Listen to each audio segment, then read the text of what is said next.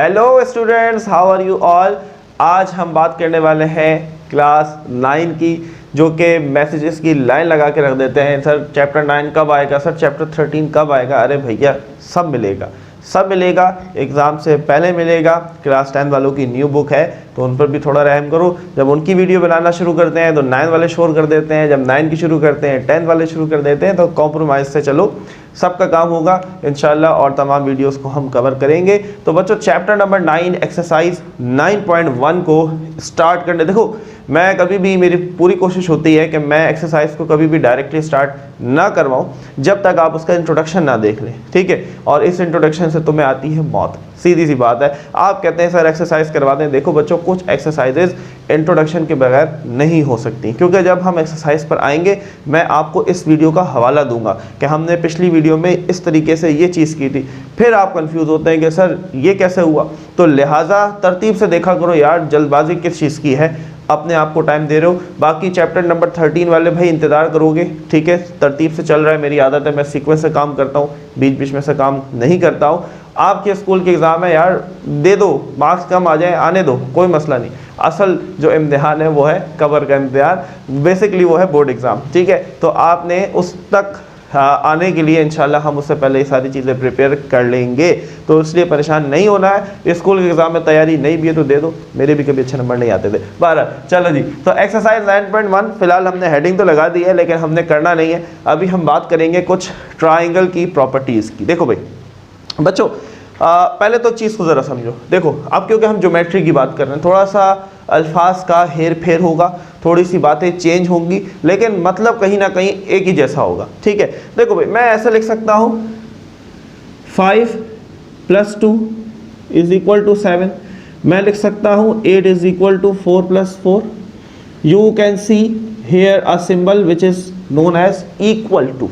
ऐसा ही है बच्चों। देखो जब भी हमारे पास कोई फिगर होती है, फिगर से मुराद कोई नंबर होता है, हम नंबर्स को एक दूसरे के बराबर शो करने के लिए इस सिंबल का इस्तेमाल करते हैं, जिसको हम कहते हैं =।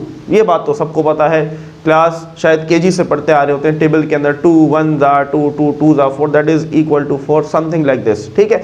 तो अब ये बातें तो आपको आती हैं। अब अगर ज्योमेट्री की मैं बात करता हूँ, भाई मैं ज्योमेट्री में कहता हूँ कि मेरे पास एक लाइन सेगमेंट है इस तरीके से, इसको मैं कह देता हूँ A और B। मेरे पास एक और लाइन सेगमेंट है जिसे मैं कह देता हूँ C और D, और दोनों बराबर। It is of 3 centimetre, it is also of 3 centimetre. Now how can you right, ये सवाल है, ये सवाल है। आप कैसे लिखेंगे? क्या आप ये लिख देंगे सर AB बराबर है CD के? क्या आप ऐसे लिख देंगे? बच्चों ऐसा आपने नहीं लिखना। ज्योमेट्री आपको महदूद कर देती है। ज्योमेट्री कहती है, ज्योमेट्री के अंदर 3-4 बड़ी चीजें आएंगी। आपके पास साइड आएगा, साइड से मुराद ये है कि अगर मेरे पास एक डायग्राम है, मैं ट्राइंगल की मिसाल ले लूं, तो ये इसका एक साइड है, ये इसका दूसरा साइड है, और ये इसका तीसरा साइड है। तो आपको ज्योमेट्री में साइड देखने को मिलेगा, लाइन सेगमेंट देखने को मिलेगी जैसे मैंने यहां बनाया। इसके अलावा आपको एंगल देखने को मिलेगा कि ट्राइंगल का ये एंगल और ये एंगल, ये सारी चीजें आपको देखने को मिलेंगी। तो बताने का बच्चों मकसद ये है, बताने का मतलब ये है कि जब भी आप ज्योमेट्री में दो चीजों को बराबर करते हैं तो वहां पर आप इक्वल का लफ्ज यूज नहीं करते, वहां पर आप कॉन्ग्रेंट का लफ्ज यूज करते हैं। रिपीट करो मेरे साथ, क्या बोलोगे? कॉन्ग्रेंट, ठीक है। और इसके लिए हम == के लिए एक ऐसे छोटी सी समंदर की लहर बना देते हैं इसके ऊपर। तो इसको हम कहते हैं कि line segment AB is congruent to line segment CD। और AB जो है ये लाइन सेगमेंट है, इसके ऊपर आपने ऐसा सिंबल बनाना है, CD के ऊपर भी आपने ऐसा ही सिंबल बनाना है। कुछ बातें समझ में, देखो इंट्रोडक्शन चल रहा है, इंट्रोडक्शन चल रहा है, परेशान नहीं होना, अभी चलते जाओ चलते जाओ, रिदम आएगा, फॉर्म आएगी, मज़ा आएगा, मज़ा आना भी चाहिए। कमेंट में ज़रूर बताना है कि सर ये, क्योंकि ये ज्योमेट्री की आई थिंक हमारी फर्स्ट क्लास है। कुछ क्लास 8 की पुरानी वीडियोस हमने बनाई थी, लेकिन ये हमारे पास एक ज्योमेट्री का प्रॉपर सिलसिला शुरू हुआ है। तो आपने कमेंट में ज़रूर बताना है कि आपको मैं ज्योमेट्री सही से पढ़ा भी पा रहा हूँ या नहीं। पीछे अलजबरा मैट्रिक वो तो हमने बहुत अच्छे से किया है अब तक, लेकिन ज्योमेट्री तुम्हें समझ में आ रही है मेरी या नहीं, ये भी आपने कमेंट में ज़रूर बताना है। अच्छा जी, अब फॉर एग्जाम्पल बच्चों एक और चीज़ है, एक लफ्ज़ है सिमिलर, एक लफ्ज़ है इक्वल, एक लफ्ज है कॉन्ग्रुएंट। ठीक है, क्या फर्क है, क्या फर्क है? सिमिलर का मतलब है एक मिलता जुलता, मतलब सिमिलर मीन्स मिलता जुलता। भाई हम कहें कि ये जो है ना बिल्कुल अपने अब्बा की कॉपी लगता है, यानी कि उनसे बिल्कुल मिलता जुलता है।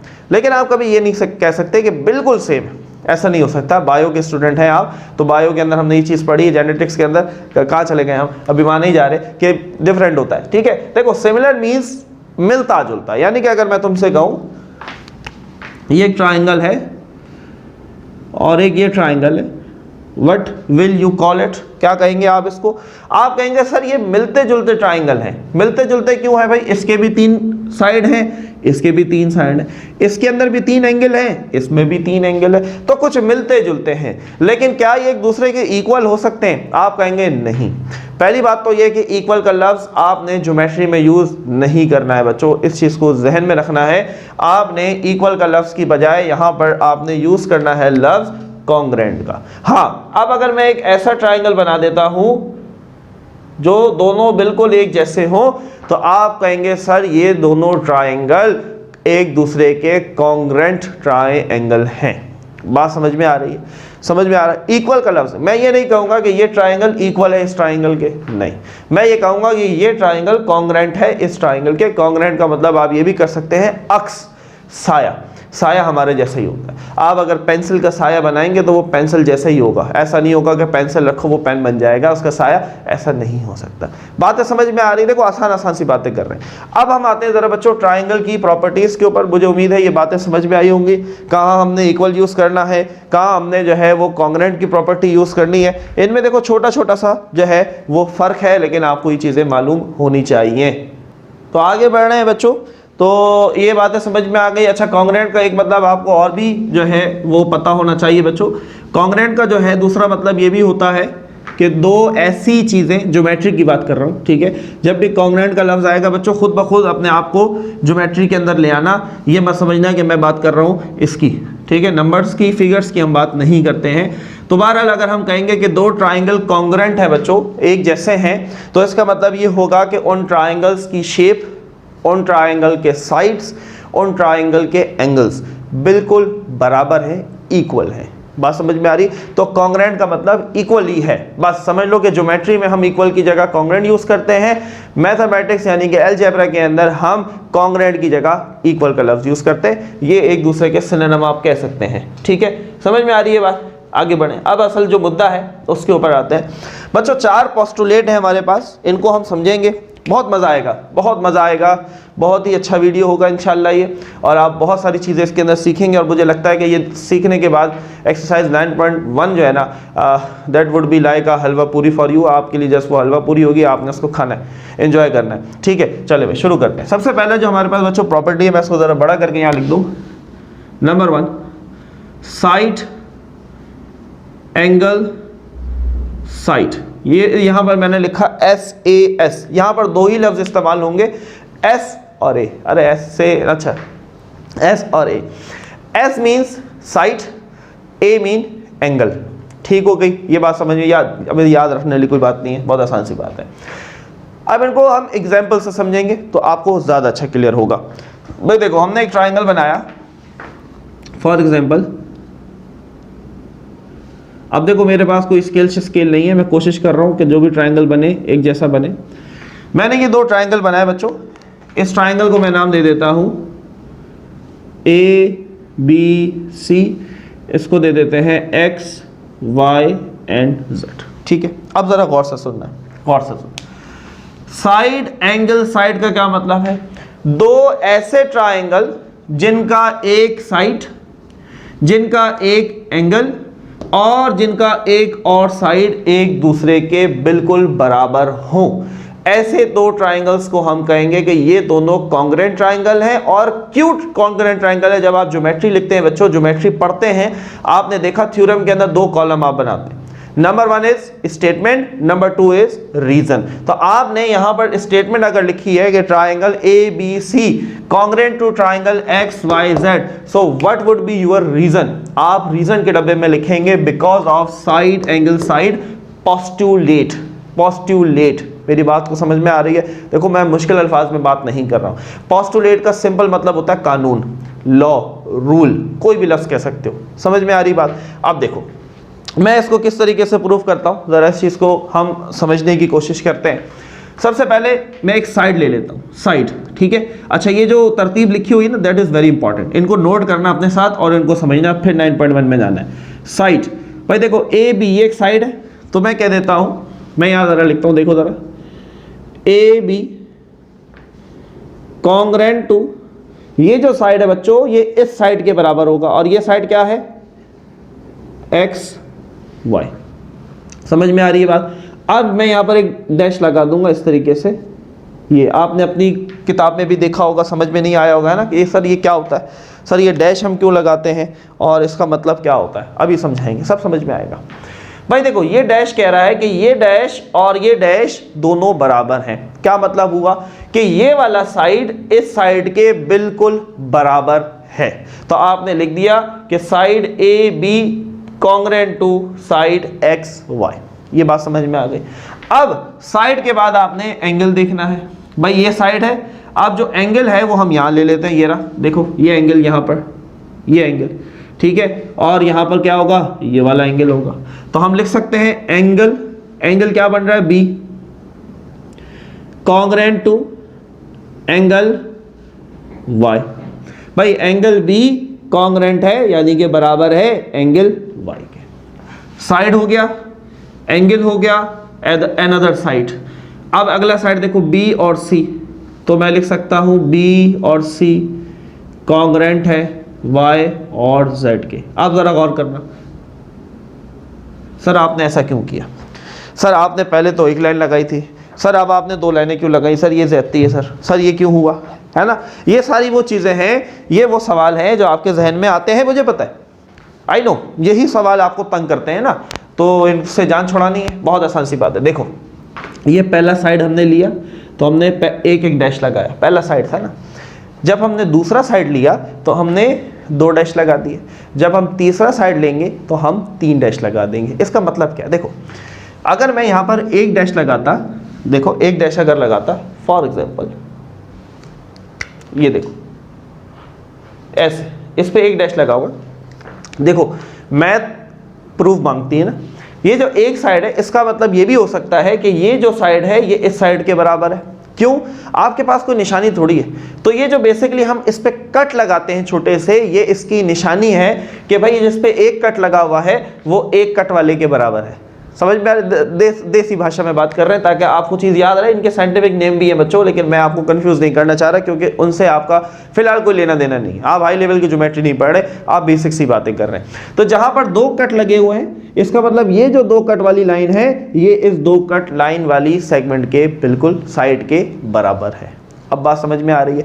अच्छा, very important, very important. Sir आपने ऐसा क्यों नहीं किया? ये वो सवाल है जो आपके जहन में आ रहे होंगे। सर आपने ये साइड लिया, फिर ये लिया, सर इस साइड को क्यों छोड़ दिया? आप ऐसा भी तो कर सकते थे, इस साइड के बाद ये साइड ले लेते। नहीं, ये जो हेडिंग है ना, इस तरतीब को आपने फॉलो करना है। क्या हेडिंग है? हेडिंग कह रही है साइड, एक साइड आया, फिर एंगल आया, फिर साइड आया। इसका क्या मतलब है बच्चों? इस चीज को समझो। इसका मतलब ये कि 2 साइड के दरमियान वाला एंगल लेना है। तो ये साइड और ये साइड दोनों के दरमियान में एंगल कौन सा पड़ रहा है? बी पड़ रहा है। समझ में आ रही बात? एंगल तो 3 है, एंगल तो ये भी है, यहां पर मैं ब्लैक से बना देता हूं ताकि आपको पता चले। ये भी एंगल है, ये भी एंगल है, एंगल तो 3 है। हमने ये क्यों लिया? हमने इसलिए ये लिया क्योंकि हमें जो एंगल चाहिए वो 2 साइड के दरमियान में होना चाहिए। हाँ, ये सवाल आपके जहन में आ सकता है कि सर हम ऐसा कर सकते हैं। बिल्कुल कर सकते हैं। आप ये साइड लें, 2 ट्रायंगल लें, ये साइड लें, ये एंगल लें, ये एंगल लें और फिर ये साइड ले लें। ये बात भी सही होगी। तो लेफ्ट साइड से चलो या राइट से चलो, लेकिन हेडिंग की तरतीब को फॉलो करना है। तो अब बच्चों यहां पर हम लिख देंगे कि triangle ABC is congruent to triangle XYZ। ये था पहला पोस्टुलेट। कमेंट करना है, वीडियो लाइक करना है और ईमानदारी से बताना है कि ये चीज़ समझ में आई या फिर नहीं आई। दोबारा बात करेंगे ना, कोई मसला नहीं है, लेकिन कोशिश करना है आपने इस चीज़ को समझने की। ठीक है, दूसरे पोस्टुलेट पर आते हैं। दूसरे पोस्टुलेट को समझते हैं। अगेन बच्चों मेरे पास दो ट्रायंगल हैं जो कि ऑलमोस्ट एक दूसरे के सिमिलर हैं, ऑलमोस्ट, ठीक है। नाम दे देते हैं P Q R S T U, सही है। चलो पोस्टुलेट क्या है बच्चों? पोस्टुलेट हमारा है दूसरा साइड साइड साइड पोस्टुलेट। क्या मतलब हुआ?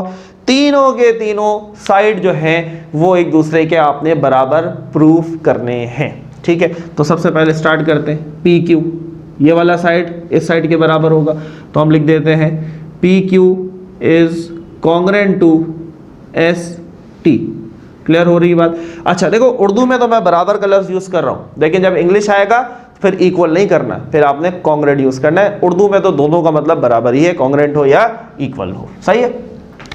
अच्छा जी, अब मैं कह देता हूं ये जो क्यू आर है ये दूसरा साइड है, तो इसलिए दो कट लगा रहा हूं, एक साइड हो चुका है, ठीक है। तो आप यहां पर लिखेंगे, ताकि ये असल में हम अपने लिए करते हैं ताकि मिक्स ना हो, ताकि आपको पता हो ये दो कट वाला दो कट के बराबर है।